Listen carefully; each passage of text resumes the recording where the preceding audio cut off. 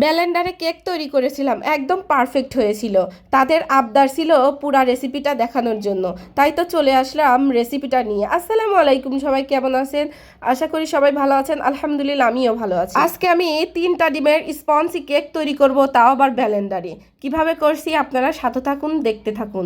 প্রথমেই আমি ডিম 3টাকে ভেঙে নিব। এরপর আমি ডিমের সাদা অংশ এবং কুসুমগুলোকে আলাদা করে নিব। আমি প্রথমেই বলে নিচ্ছি, আমি যেভাবে দেখাবো একদম ভিডিওটা স্কিপ করবেন না।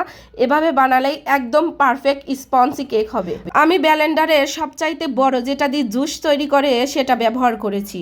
ছোট জার যেগুলো দিয়ে গুঁড়া করে সেগুলো ব্যবহার করলে কিন্তু হবে। ব্লেন্ডারের স্পিরিটটা কিন্তু একই থাকবে। একে দিয়ে আমি একটু ফমি তৈরি করে এখানে 1 কাপ চিনি মিশিয়ে দিয়ে আবার আমি এখানে ব্লেন্ড করে নিচ্ছি। একটু হাতে সময় নিয়ে আমি ভালো করে ব্লেন্ড করে নেওয়ার পরে চিনি গলে গিয়েছে।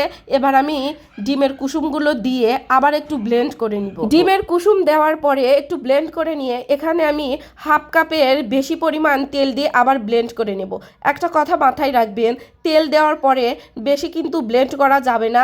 আগেই আপনি চিনি দেওয়ার পরে চিনিটা যে পর্যন্ত না গলে যাবে তৎক্ষণাৎ পর্যন্ত ব্লেন্ড করতে থাকবেন। এবার আমি গোলাটা আলাদা পাত্রে ঢেলে নিয়ে এবার আমি 1.5 কাপ পরিমাণ ময়দা এবং 1/2 কাপ পরিমাণ গুঁড়া দুধ এবং 1 টেবিল চামচ পরিমাণ ভরে বেকিং পাউডার নিয়ে ভালো করে মিক্স করে নিব।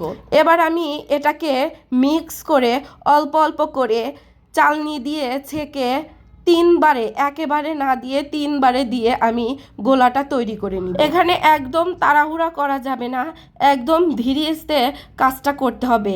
কারণ তেল দেওয়ার পরে একটু ধীরে ধীরে মাখাতে হয়, না হলে ব্যাটারটা নষ্ট হয়ে যাবে।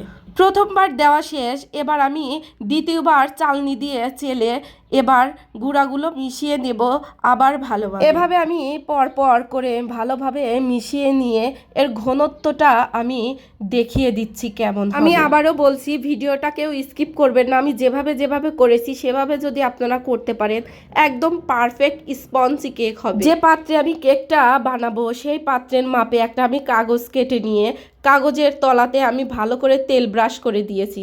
4 সাইডেও তেল দেওয়া যাবে না, উপরেও তেল দেওয়া যাবে না। এবার আমি পাত্রটাকে ভালো করে ঝাঁকিয়ে বাবলস ছিল সেগুলোকে আমি বের করে দিয়েছি।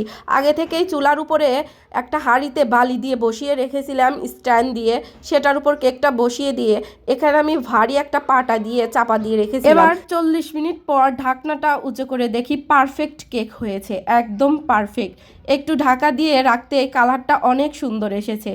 কেকটা গরম অবস্থাতে আমি আপনাদের মোল্ড আউট করে দেখাচ্ছি। কেকটা একদম পারফেক্ট হয়েছিল, কালারটাও অনেক সুন্দর এসেছে। কিন্তু ফোনের চাইতে সামনাসামনি কেকটার কালারটা অনেক সুন্দর এসেছে। আমি রুমের মধ্যে নিয়ে এসে করছি কিন্তু কেকের কালারটা বোঝা যাচ্ছে না।